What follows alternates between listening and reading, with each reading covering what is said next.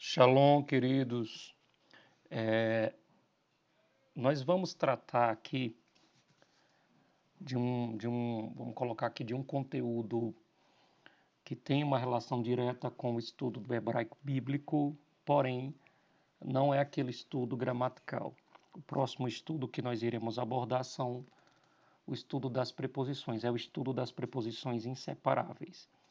Nesse momento eu quis abrir um pouco o espaço das nossas aulas para falar sobre as particularidades do texto hebraico. Achei por bem nós darmos uma quebra, descansar um pouquinho nas questões gramaticais do texto bíblico, do texto hebraico, e tratarmos de algumas características do texto hebraico, ok? Eu procurei selecionar aqui alguns textos. Vamos falar sobre um pouquinho sobre algumas traduções e algumas variantes, por exemplo, de tradução para tradução, e perceberemos que a importância de entendermos, de fazermos uma leitura, não no texto original, porque nós não temos mais o texto original, mas pelo menos na língua original em que o texto sagrado ele foi escrito, ok? Então, eu selecionei aqui alguns textos, alguns deles conhecidos, e a minha proposta inicial foi levá-los a perceber que há textos que só podem ser, pelo menos assim, entendido na sua originalidade quando a gente faz uma leitura do texto hebraico. Porque as traduções, elas, como qualquer outra tradução, isso não ocorre apenas com a tradução da Bíblia, mas também ocorre com outros textos de qualquer outra língua, quando ele é traduzido para uma língua receptácula, ou seja, a língua que recebe a tradução sempre vai ter alguns aspectos linguísticos, semânticos, sintáticos, morfológicos, que a tradução ela não vai ser capaz de trazer, de captar. E é preciso a gente conhecer minimamente o texto hebraico, fazer uma leitura de algumas características que só podem ser percebidas no texto hebraico, ok? Então vamos lá. Veja, traduzir é o ato de reproduzir da maneira mais exata possível. Então, o objetivo da tradução, essa é o objetivo da tradução. Reproduzir de maneira mais exata possível o significado da mensagem original.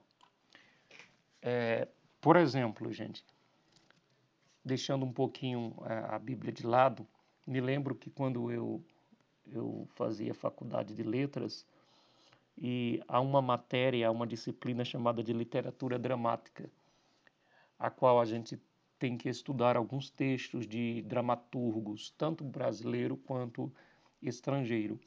E nós tivemos que fazer a leitura de alguns textos de Shakespeare, um grande dramaturgo inglês. O problema é que os textos que nós tínhamos ali acesso eram textos traduzidos, e uma das coisas que o professor falou é que nós tivéssemos cuidado com a tradução. Por quê? Porque nem toda tradução consegue captar a ideia original. E é isso aqui, o significado original. E ele disse que nós tivéssemos cuidado e, se possível, fizesse até uma leitura do texto original no inglês, que é a língua do autor. Então isso ocorre também na Bíblia, com a Bíblia. Qual é o objetivo da tradução? Reproduzir de maneira mais exata possível. E veja que essa expressão aqui, mais exata possível, é porque não existe uma exatidão na tradução. A tradução, ela sempre vai ter alguns desafios, porque as línguas, por mais que em algum dado momento elas se assemelham em aspectos morfológicos, sintáticos e tantos outros, mas são línguas diferentes, sem contar que o hebraico é uma língua milenar, uma língua que tem mais de 2000 anos de existência. É óbvio, gente, que a tradução no português não vai poder captar tudo da mensagem original. É aqui que entra a importância de fazermos um curso como este que nós estamos fazendo, um curso de hebraico bíblico, certo? Esse primeiro momento é apenas a base alfabética, vamos dizer, a base da alfabetização. Mas, se vocês quiserem continuar, a gente aprofunda-se a gente se aprofunda nos estudos do hebraico, trazendo outras nuances gramaticais, isso não agora, mas quem sabe num outro curso, no módulo 2. Então, queridos, veja só, esse é o objetivo da tradução, né, de uma forma natural no idioma receptor. No nosso caso, o nosso idioma receptor é a língua portuguesa, ok? Mas esse é o objetivo da tradução, reproduzir de maneira mais exata possível, naquilo que ela pode reproduzir. Aqui nós temos 3 versões que são chamadas de versões clássicas e acessível pelo aparato crítico. O aparato crítico, a crítica textual, ela tem uma importância, uma relevância muito grande. Por quê, queridos? Veja só. Como nós não temos os textos originais, nós temos cópias, então há muitas variantes de uma cópia para outra. Por exemplo, por que uma tradução é diferente de uma para outra? Porque nós temos, assim, por exemplo, uma linguagem talvez mais clara, outras mais confusa, porque aqui temos uma palavra, na outra tradução nós encontramos uma outra palavra. Isso depende muito do texto fonte que foi usado para a tradução daquela versão bíblica. Então, por exemplo, nós temos a Bíblia hebraica Stuttgartensia. Essa é uma Bíblia que eu recomendo. Todo o Antigo Testamento em hebraico. O Códice de Linha Negrado, aqui, que é o texto-fonte usado para a escritura desta versão. Nós temos aqui o Antigo Testamento grego, ok? Então, ó, deixa eu marcar aqui para vocês, para que vocês... Aqui eu tenho a versão hebraica e aqui eu tenho a versão do Antigo Testamento, que é chamada de Septuaginta, que é a versão dos 70, escrito por 72 eruditos ali em Alexandria, no Egito, a mando, né, do rei grego, o rei macedônio, o rei Alexandre. E nós temos aqui, sim, quando vocês virem isso aqui, ó, LXX é a abreviação da Septuaginta. Quando vocês virem aqui, ó, BHS, essa é a abreviação da Bíblia hebraica Stuttgartensia. Esse salvo equívoco, ela foi traduzida do hebraico, na verdade, né, no hebraico, e ela foi produzida ali na Alemanha, em Stuttgart. Por isso, Stuttgartensia. E o Novo Testamento em grego, certo? Que é essa versão aqui. Então, o aparato crítico, as versões do aparato crítico que nós temos são essas 3 versões aí. O Antigo Testamento hebraico, o Antigo Testamento grego e o Novo Testamento escrito em grego. Ok, então aqui nós vamos fazer aqui uma breve apresentação sobre essas diferenças de tradução para tradução, ressaltando a importância de conhecermos a língua original, ok? Ó, uma tradução, uma tradução literal, ok? Ó, uma tradução literal segue na medida do possível, sempre na medida do possível, a forma, entendam, gente, ó, vou marcar isso aqui, ó. Uma tradução literal, ela procura reproduzir a forma, ela não está preocupada com a mensagem original, o significado dela. Ela está preocupada em fornecer uma versão que mais se aproxime da forma da língua original, certo? Ó, da língua original. Por exemplo, nós temos aqui uma versão que é a Revista Corrigida, que ela é bem literal. Eu tenho aqui Bereshit bara Elohim et Hashamayim ve'et haaretz. O texto de Gênesis 1:1. Então perceba, eu tenho aqui, ó, isso aqui onde eu marquei de amarelinho, vocês verão nas próximas aulas, Isso aqui é uma preposição. Preposição no ou em. Reshit vem de uma raiz hebraica que já caiu em desuso, que vem de Rosh. Rosh significa cabeça, início, começo. Então você vê que na tradução eles foram bem precisos na forma. Ó, eu tenho o bet aqui, ó, o bet, eu tenho aqui o bet, o shivá vocálico, e aqui na tradução eu tenho no, exatamente o que essa letra hebraica aqui, nesse contexto, neste uso, significa uma preposição, a preposição no. Percebam, gente, que a tradução literal ela procura, na medida do possível, traduzir de acordo com a forma original da língua, certo? Veja, a palavra reshit significa princípio. Veja que na tradução aparece a palavra princípio como a forma original subentende. Eu tenho a palavra bara é o verbo criar, tá aqui, ó. Elohim, Deus, et hashamayim, os céus, olha aqui, ó, os céus, ó. Isso aqui é um artigo, lembra do artigo? A forma natural dele, se lembram? Re, mais patá, mais dagesh, olha o dagesh onde está, dentro do shin. Os céus e a terra. Então, uma forma literal, uma tradução literal, como a revista é corrigida, ela procura traduzir, e na medida do possível, seguindo a forma da língua original. Por isso que eu considero essa versão uma das versões mais difíceis de se interpretar texto bíblico. Por quê? Porque ela apenas se preocupa com a forma.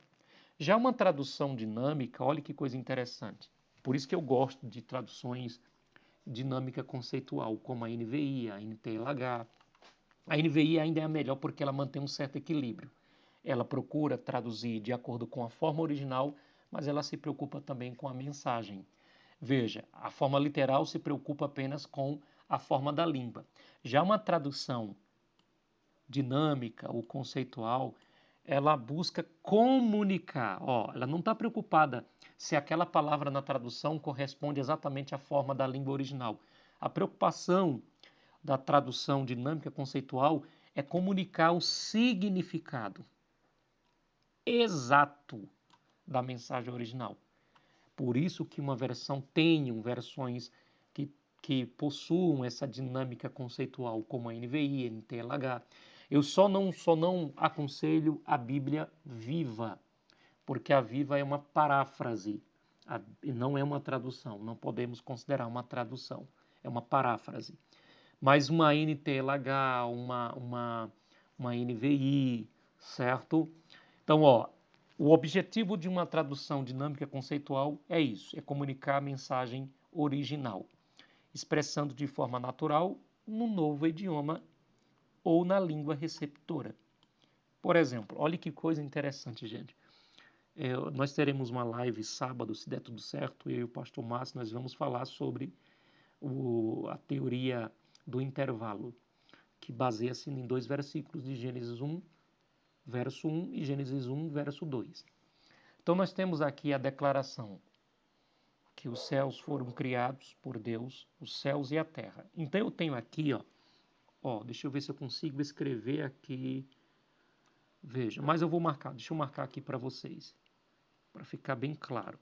Veja só, eu tenho aqui a expressão céus e terra. E no princípio Deus não criou apenas os céus e a terra. Quando nós pegamos céus, estamos falando da expansão. Quando falamos terra, estamos falando da parte seca. É isso que nos vem à mente, é a ideia literal dos termos. Porém, a mensagem, o significado dessa expressão aqui, desses 2 substantivos que estão aqui unidos por uma conjunção. Veja, eu tenho céus. Deixa eu abrir aqui o Word, fica melhor. Espera aí, abrir o Word porque... Deixa eu tirar aqui um pouquinho. viu? Um momento. Ver se eu consigo abrir aqui.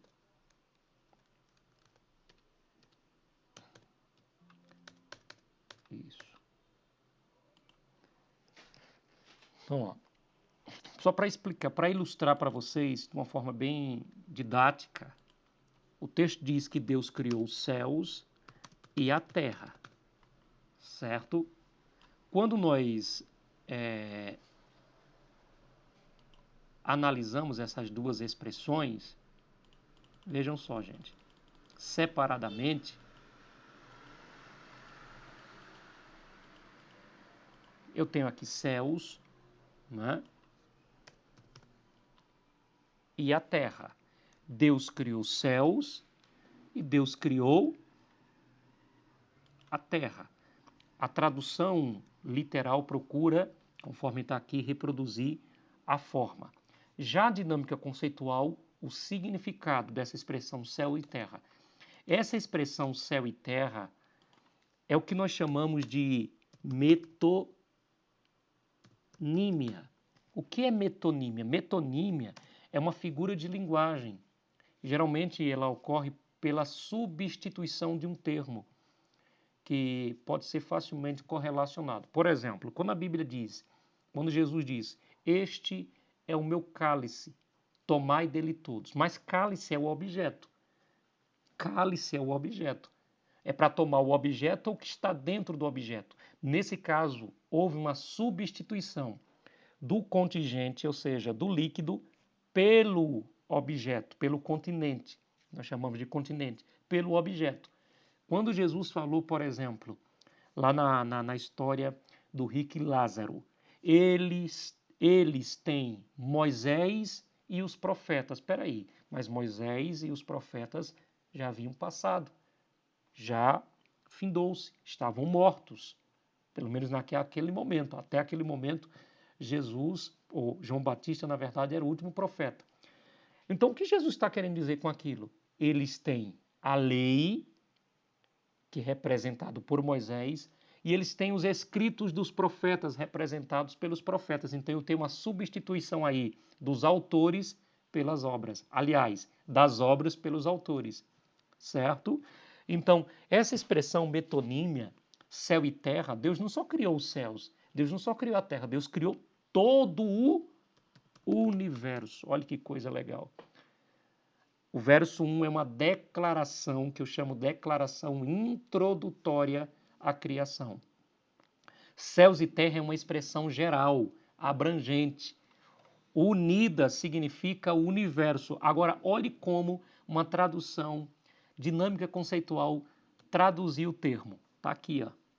É por isso que eu gosto de uma tradução dinâmica conceitual, porque ela já me dá basicamente o significado daquilo que a versão aqui, ó, daquilo que a versão, me perdoe a falta de simetria aqui, mas é difícil mesmo pelo mouse a gente fazer algum tipo de rabisco. Entendeu, queridos? Por isso que eu aconselho, tenha uma NVI em casa, tenha uma NTLH em casa, tenha todas as versões possíveis que vocês puderem, ok? Vamos lá. Ó, tipo de tradução. Há aquelas que são muito literais, geralmente uma linguagem antiga, erudita, como a Almeida Revista Corrigida. Está aqui, ó. A Almeida Revista Corrigida, ela é muito literal. Há aquelas que é razoavelmente literal, tem alguns aspectos da literalidade lá dentro, como a ARA, a Almeida Revista Atualizada, a Bíblia de Jerusalém. Algumas versões aqui, gente, algumas abreviações eu não me lembro, certo? Porque algumas são inglesas. E também a Bíblia IBB, parece que é, salvo equívoco, é Instituto Bíblico Brasil, e a TEB, que é uma versão brasileira, tradução da edição brasileira, a TEB. Agora veja uma tradução mais equilibrada, que procura o equilíbrio entre os sentidos literal e o dinâmico conceitual, a partir de uma linguagem atual e comum. Está aqui a NVI, certo? E versão livre, que geralmente é aquelas versão popular. nós temos a Bíblia, a Mensagem. Tá aqui, ó, gente. Essa Bíblia foi escrita por um pastor americano e ela é uma paráfrase, não é uma tradução. E a Bíblia Viva, certo? E a Bíblia da linguagem de hoje, não é a NTLH, a Bíblia da linguagem de hoje também é uma versão livre, a linguagem popular. Eu não gosto muito porque elas podem, como eu já percebi em algum dado momento, em alguns textos, elas criam anacronismos, ok?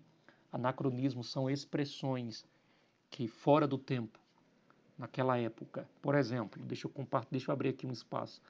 Quando a gente lê aquele texto de Deuteronômio 22, se eu não me engano, que fala sobre a proibição das vestes, nem haja trajo de homem em mulher, nem trajo de mulher em homem.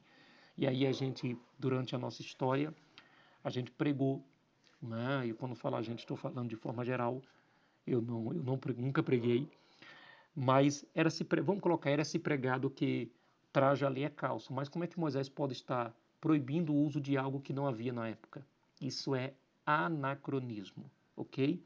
Tem algumas expressões anacrônicas no texto bíblico? Tem, mas não são nem expressões anacrônicas, são expressões que nós chamamos de nota de editor, né?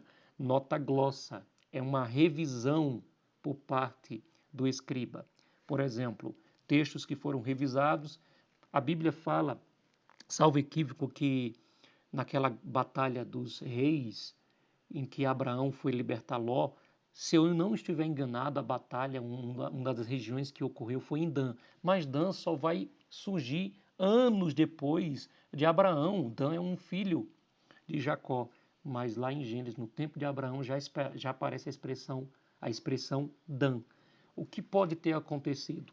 Uma atualização do texto por parte do escriba. Isso acontece naturalmente em qualquer texto. Por exemplo, se nós pegarmos um livro de história, vai dizer que Pedro Alves Cabral chegou ao Brasil, descobriu o Brasil. Mas como se não havia Brasil? Esse nome é dado muito tempo depois. É uma atualização do editor. A gente já sabe que a terra que Pedro Alves Cabral chegou, a tropa portuguesa, no ano de 1500, hoje é chamada de Brasil. Então, da mesma forma, quando o texto de Gênesis, naquela parte que faz menção a Adão, no tempo de Abraão, o escriba, quando foi escrever, no seu tempo, Dan já existia, ok? Provavelmente a expressão lá é outra. Como também nós podemos ver no texto de Gênesis a presença dos filisteus, um caso com Abraão e um caso com o seu filho Isaque. Mas os filisteus são povos que surgirão muito tempo depois. É o mesmo fenômeno de atualização do texto. Não é contradição nem anacronismo. Então, tenha cuidado com versões que são muito atuais, porque elas podem criar esses anacronismos. Na Viva, eu encontrei um texto, não dá tempo de eu fazer isso, mas em outro dado momento me cobrem. Na Viva, ela tem um texto que fala sobre Abraão e fala sobre práticas judaicas. E essas práticas judaicas diz respeito à circuncisão. Mas prática judaica, como se a ideia de judeu só vem surgir muito tempo depois de Abraão. Aí não é atualização, aí é anacronismo, certo? Então, Gênesis 1:2. E aqui eu trouxe algumas nuances para a gente poder refletir sobre essas questões de tradução, o quanto é importante conhecer o texto original. E a terra era sem forma e vazia, e havia trevas sobre a face do abismo. E o Espírito de Deus, está aqui a expressão hebraica, Ruach. Gente, está aqui o Resh, o Shurer, o longo, eu tenho o Het e eu tenho o Patá. Esse Patá aqui é chamado de Patá furtivo. É um fenômeno, é uma característica na língua hebraica que nós não vamos ler Ruhá, nós vamos ler Ruar. Primeiro se lê a vogal e por último a consoante. Neste caso aqui, ok? Ruach Elohim. Tá aqui, ó. Ruach Elohim. Então, a tradução da Revista Corrigida traduziu por Espírito de Deus, de forma literal, porque a expressão Elohim é Deus, então ela traduziu por Ruach Elohim, corretamente. Mas veja as outras traduções, olha para aqui. Veja, olha para essas traduções aqui, gente. Na Bíblia de Jerusalém traduziu por vento, o vento de Deus. A palavra Ruach também significa vento. Deixa eu colocar aqui as definições para vocês. Ó, Ruach pode significar vento, sopro, respiração, hálito e espírito. A palavra ruach no hebraico significa vento, sopro, respiração, hálito. O que nós precisamos é perceber o contexto e definir pelo contexto quais dos significados é vento, sopro, respiração, hálito e espírito. Aqui não é vento, porque vento é algo inanimado, algo que não tem vida. E a Bíblia diz que o Espírito do Senhor, ele se movia. A expressão aqui, ó, mover, é merachefet. Merachefet significa gerar, significa pairar, como uma águia que paira, gerando vida, chocando. Tanto é que a expressão merachefet dá a ideia literal de chocar, de produzir, de dar ordem, de dar vida. E não é o vento de Deus, é o próprio Espírito do Senhor que está ali gerando vida no caos, certo? Então, da mesma forma, olha, a Tebe traduziu sopro de Deus. Sopro e vento, para mim, são palavras sinônimas. Essas duas traduções, para mim, elas não conseguiram captar a mensagem original da expressão Ruach Elohim. Aí, de repente, você chega no púlpito pregando, irmãos, a expressão aqui, espírito, é vento, é o vento de Deus, não é um espírito pessoal, mas sim o vento. Para piorar, é por isso que as testemunhas de Jeová, veja, elas não estão sozinhas. A gente critica muito a versão TNM, que é essa versão aqui, ó, tradução do Novo Mundo, dizendo que eles substituíram espírito por força ativa. Vento, sopro e força ativa são todos seres inanimados que não têm vida. E nós sabemos pela nossa doutrina trinitariana que o Espírito Santo é a terceira pessoa da Trindade. No estudo de pneumatologia, a gente aprendeu lá que o Espírito é uma pessoa dotada de atributos pessoais, dotada de vontade, dotada de capacidade de pensar, de agir, de sentir, de fazer, de ensinar, de orientar, de guiar, certo? E a TP, eu não sei que tradução é essa, o Espírito das Misericórdias. Essa daqui deu uma viajada. Porque a palavra misericórdia não aparece no texto original. Essa palavra misericórdia aqui, ó, se você olhar a expressão, deixa eu procurar aqui, a expressão Rua Elohim não tem nada a ver com misericórdia. Deixa eu colocar aqui conforme está lá em... Deixa eu pegar o texto aqui, viu? Gente, venha sempre para essa aula com a Bíblia nas mãos. E, se possível, numa versão interlinear, para vocês consultarem aí o que eu estou dizendo. Lá em Lamentações de Jeremias, muito conhecido, acho que é o 5:22, as misericórdias do Senhor, né? Acho que é, deixa eu ver aqui, é 5:22, é o 5 não, acho que é o 3. Vamos lá. Isso. A expressão misericórdia no hebraico é chesed. Chesed, certo? É essa expressão aqui, ó. Se ficar muito longo, gente, eu vou dividir esse estudo em duas partes. Deixa eu colocar aqui no texto hebraico. Pronto. A palavra misericórdia, deixa eu ver aqui onde é que está. Deixa eu ver aqui, viu? Tenham paciência aí, porque eu ainda não memorizei as teclas hebraicas, não. Eu estou procurando aqui o ret. Eu encontrei o re, mas eu quero o ret. Bom, eu vou colocar, para a gente não perder tempo, eu vou colocar em português mesmo. A expressão é chesed. Essa é a expressão hebraica para misericórdia. A palavra misericórdia é chesed, certo? Eu tenho aqui o ret, o samer e o dalet, certo? E aí, abaixo deles eu tenho o tsirre, chesed.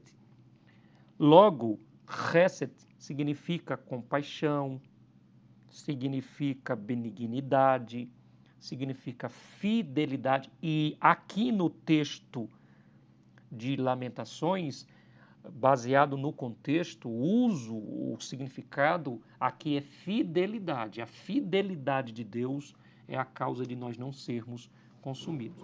Então perceba que a expressão chesed não aparece aqui.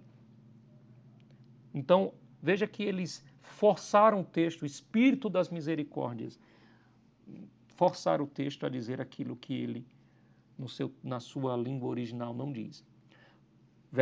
Gênesis 2:24 diz assim, ó, por isso deixa o homem em hebraico é ish, pai e mãe. Eu tenho aqui, ó, ish, ve'et imo, et aviv, imo é mãe, et aviv, da onde vem a palavra av, pai, e se une à sua mulher, isto, certo? Ó, eu tenho aqui o Aleph, eu tenho aqui o Hirik, eu tenho o Shim, ó, Shim é olha o Dagesh à direita. Esse Shivá aqui não é vocálico, por quê? Primeiro que ele não inicia a palavra, e segundo, ele é precedido por uma vogal breve. Se fosse uma vogal longa aqui, esse Shivá era pronunciado, ficaria assim, Ishetô, mas no caso aqui é Ish, ele está fechando a sílaba, Ish. Estov, certo? Nesse caso aqui, mulher, estov, tornando-se dois em uma só carne. Olha como a Bíblia é inclusiva. Gente, preste atenção. Essa Bíblia aqui é dos gays. Olhe como eles forçaram o texto. Porque o texto fala de homem e mulher. O texto original fala de homem e mulher. E aí complica para a vida deles, né? Porque eles assumem um relacionamento com pessoas do mesmo sexo. E eu tenho aqui no texto original uma expressão heterossexual. Pessoas de sexos diferentes. Homem e mulher. Agora, olhe como eles traduziram. Eles pegaram o termo istov, ou seja, homem e mulher, por pessoas. Veja, eles traduziram por pessoas. Veja como foram capciosos. Veja como foram capciosos.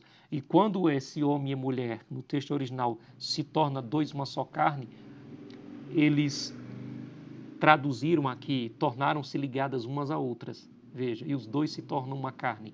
E aqui, ó, e se une. Aí ele diz, e essas pessoas se ligam uma às outras. Ok? Então foi o que eles fizeram na Bíblia inclusiva, substituíram homem e mulher por pessoas. Por quê? Porque pessoas aqui não define-se o sexo. Né? Não define-se o sexo. Já no texto original, define-se o sexo. É um homem do sexo masculino e uma mulher do sexo feminino. E para a relação homossexual, isso é ofensivo, né? É contraditório aquilo que eles acreditam. Mas vejam que a tradução da Ara traduz corretamente o texto. Êxodo 34, 29 diz assim: E aconteceu que, descendo Moisés do monte Sinai, e Moisés trazia as 2 tábuas do testemunho em sua mão, quando desceu do monte, Moisés não sabia que a pele do seu rosto resplandecia. Está aqui, ó, resplandecia. A expressão resplandecer, que é traduzido também por glória, no hebraico é karan. Está aqui, ó. Kosh, kamet, ret, resh, patar e nun sofit, karan. Veja, na Vulgata Latina, e essa versão da Vulgata Latina, o que ela tem, gente, de erro de tradução não está no gibi, certo? É daqui que vem, dessa versão que vem o mito da maçã do Jardim do Éden. É daqui que vem a expressão firmamento. Mas quando Deus fez o firmamento, dá a ideia de algo firme, não algo firme. Por isso que a tradução correta seria expansão e não firmamento. Mas também vem da tradução da Vulgata. Olha como a Vulgata ela traduziu. E quando Moisés desceu do monte Sinai com as 2 tábuas do testemunho, ele não sabia que o seu rosto tinha chifres. Por isso que em alguns dados momentos o significado de Karan é chifre, mas isso é um erro de tradução. Após a conversa com Deus, Jerônimo, veja, olha a nota, Jerônimo confundiu o hebraico Karan, significa brilhar, resplandecer, estar radiante por Keren. Deixa eu explicar isso aqui para vocês. Ó, a expressão Karan significa brilhar. A expressão Kere, conforme está aqui, Keren, veja, é basicamente a mesma palavra. A única diferença é que na primeira nós temos a vogal A e na segunda nós temos a vogal E. E isso faz toda a diferença, porque a primeira significa brilhar e a segunda significa chifre.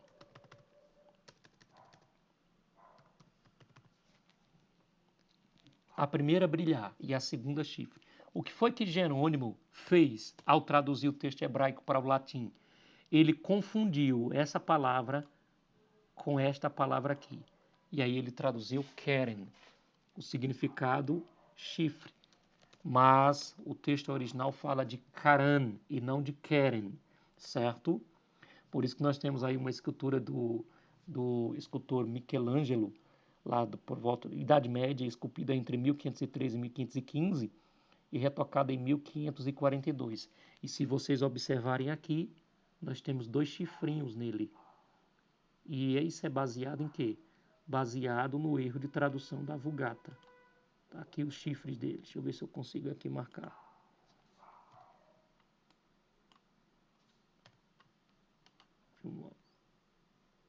Deixa eu ver aqui, viu? Às vezes eu me perco todinho aqui. Vamos lá. Tá aqui, é o chifre. Na escultura de Moisés. Essa é a escultura de Moisés. Feita por Michelangelo lá no século XVI. E veja que ele tem 2 chifres, baseado no erro de tradução de Jerônimo. Em João 2,9 diz assim: Então sua mulher lhe disse: Ainda retens a tua... Aliás, perdoe-me. João não, Jó, esqueci do acento aqui. Em Jó 2,9, Almeida Revista Corrigida, diz assim: Então sua mulher lhe disse: Ainda retens a tua sinceridade? Amaldiçoa, tá aqui, o teu Deus e morre. A expressão no texto original que aparece é essa aqui, ó. Barer. Barer vem do hebraico barar, que significa abençoar.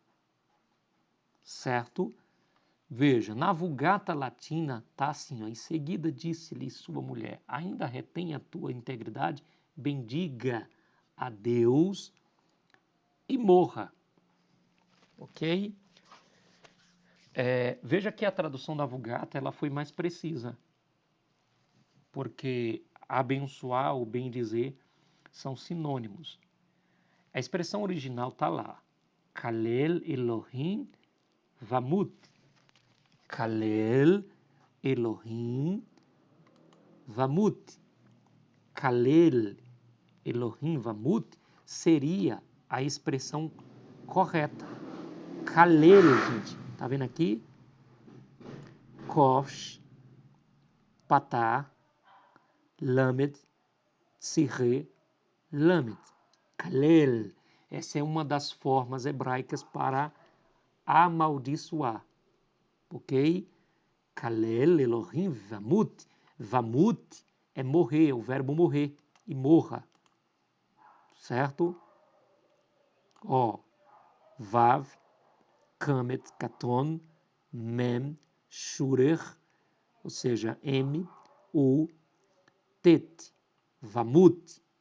Então, deveria ser escrito assim no texto original. Kalel Elohim Vamut. Porém, foi escrito dessa forma aqui. Barer Elohim Vamut. Houve uma substituição de Kalel para Barer. E há aqui dois dados interessantes. Primeiro, seria o próprio dado morfológico, que a expressão barer, em algum dado momento, vai ser usado no sentido de amaldiçoar. Porém, o que provavelmente aconteceu aqui foi aquilo que os eruditos chamam de Tikkune Soferim. Está aqui, ó. Tikkune Soferim. O que seria isso? Correções dos escribas, por um motivo religioso. Se vocês observarem, logo depois da expressão Kalel, eu tenho a expressão Elohim, o nome sagrado, o nome do Senhor. E um judeu, um escriba, jamais teria a coragem de escrever Kalel Elohim. Então ele colocou Barer.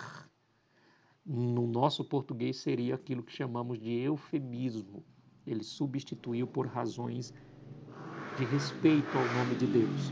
Porém, o que ela disse de fato, e o contexto é claro quanto a isso, foi amaldiçoa e não abençoa. Salmo 8,5 diz assim: contudo pouco menor o fizeste do que os anjos. Esse texto é bem interessante, suscita muita polêmica. Contudo pouco menor o fizeste do que os anjos.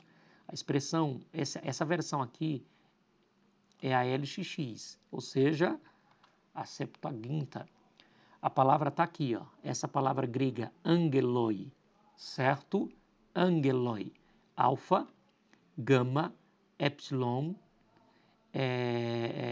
lambda, ômicron e iota. Então eu tenho aqui angeloi. Contudo, pouco menor fizeste do que os anjos. Na Septuaginta aparece a expressão anjo. Na Ara, na TM, aparece assim, ó, mas pouco menor fizeste. Esse TM aqui, gente, é o texto masorético, texto já com os sinais diacríticos. Mas pouco menor fizeste do que Deus. Por que a Ara e a TM, texto masorético, colocou a expressão Deus? Porque no texto original aparece a expressão Elohim. Elohim, sabemos que significa Deus. Porém, quando nós estudamos a expressão Elohim no hebraico, ela pode também, essa palavra, significar seres celestiais, um Deus ou a ti mesmo, conforme está na NVI, na BJ, Bíblia de Jerusalém, a ti mesmo. Na verdade, a expressão aqui correta, mais correta, conforme a NVI, ela traduz. Por quê? Quando a gente pega o contexto do Salmo 8, a gente percebe lá que Deus está se referindo, o texto está se referindo aos homens. Olha aí abaixo, deixa eu abrir aqui o texto do Salmo 8 e versículo 5. Vamos lá. Ó, aí a expressão. Versículo 5. Aí a expressão Angeloi ou Elohim. Eu tenho aqui Vatchaserehu, a ideia de contudo, menor, meot, meat, tá aqui, ó, meat, essa expressão, Vatchaserehu, na verdade, significa contudo menor, fizeste menor, meot, meot é o advérbio, a expressão adverbial tempo, de tempo, aliás, de modo pouco. E temos aqui a expressão Elohim, gente, ó, no hebraico, Melohim, isso aqui é uma preposição, Melohim, Verhavod, essa expressão aqui, ó, vet, aqui eu tenho o que? O vav conjuntivo. Eu tenho o vet, o vav, e eu tenho aqui o vet não, viu gente? Eu tenho o vav, o shivá vocálico, v, ra. Aqui é o raf. Se tivesse o ponto seria o kaf, kamet. Eu tenho aqui o vet, não tem o ponto, tem som de v. Eu tenho o rolen vav, ou seja, o o longo, e aqui eu tenho o dalet. Verhavod, glória. A palavra vem da palavra kavod. Kavod é glória. Verhavod, aí eu tenho mais um vav conjuntivo aqui, ó. Verhadar. Essa expressão verhadar é a palavra honra. Eu tenho glória, verhavod e verhadar, ou seja, glória e honra. E por último eu tenho a palavra, o verbo coroar, teatrehu. Eu tenho tet, eu tenho tav, eu tenho shivá vocálico, porque está iniciando uma palavra. Eu tenho o ain, não tem som, então eu tenho aqui a expressão teat. Eu vou ler somente o patá, a vogal. Teat. E por que esse tet com shivá não se lê teat? Porque esse shivá aqui é mudo. Ele está precedendo uma vogal breve, que é o patá. Teat. Eu tenho aqui o resh, som de R, o tsere, a vogal E, um R longo. Eu tenho o re e o u longo. Teaterehu. Significa que essa palavra, esse verbo está sendo conjugado na terceira do singular. Coroado ele. Certo? Quem é ele? É só você ler o contexto, você vai perceber que este ele é o homem. O Senhor nos fez, o homem, a humanidade, pouco menor. Aí o texto Elohim é Deus. Mas nós não somos pouco inferiores a Deus. Deus é infinitamente grande. Nem os anjos foram criados inferior a Deus. Sabe por quê? Porque nada se compara ao eterno. Nada se compara a Deus. Nem num aspecto de superioridade, nem no aspecto de inferioridade. Não tem como comparar o homem com Deus, nem os anjos com Deus. Mesmo que seja de forma inferiorizada. Não tem. Deus é incomparável. Então, logo por essa teologia, eu sei que o termo Elohim aqui é seres celestiais. Ou, conforme a tradução da Septuaginta, Angeloi. Ok?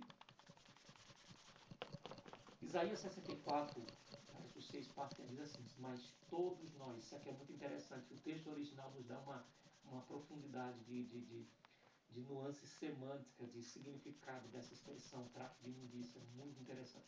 Mas todos nós somos como imundo, e todas as nossas justiças como trapo de imundícia, né? Trapo da imundície, aliás, imundícia. Essa expressão, trapo de imundícia, é essa expressão aqui, gente, ó, no texto original, ó, Beged Ivdin, Beged Idin, na verdade, Beged Idin, essa expressão aqui, Beged Idin, a expressão Beged é trapo, é roupa, certo? Certo? Roupa.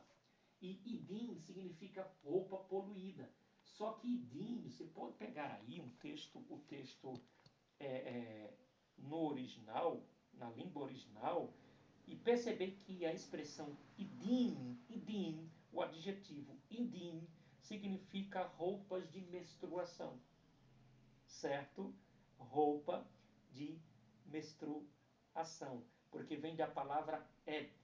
Ed significa menstruação. Trapos imundos. Roupas poluídas. Em outras palavras, a nossa justiça, nós somos como roupas de menstruação, que para a cultura oriental e para a cultura judaica eram roupas impuras. Uma mulher menstruada, havia até leis que proibia essa mulher estar em público, que essa mulher pudesse frequentar as cerimônias religiosas. Por quê? Porque essa mulher estava sendo considerada impura. Por isso que essa expressão trapo de imundícia, ela traduz bem a expressão Beged Idin. Beged Idin, roupas poluídas. Então, a expressão da Bíblia hebraica Sefer está correta. Roupas poluídas. Porque essa era a ideia da roupa de menstruação. Roupas impuras, roupas poluídas. Olha como a BJ transmite. Pano imundo, correto. Trapo imundo, NVI, correto. Roupas repugnantes na TEP, correto. E trapos sujos, a BLH, Bíblia da Linguagem de hoje. Esse trapo sujo talvez não traduza com tanta precisão a ideia de Idin, porque a ideia de Idin seria roupas poluídas no sentido mais religioso. Ok? Deixa eu ver quantos minutos, porque aí a gente grava um outro vídeo para não ficar cansativo. Vai com 52 minutos. Eu vou parar isso e a gente vai continuar observando essas características do texto hebraico. Deus abençoe. Shalom. Lehitaroth.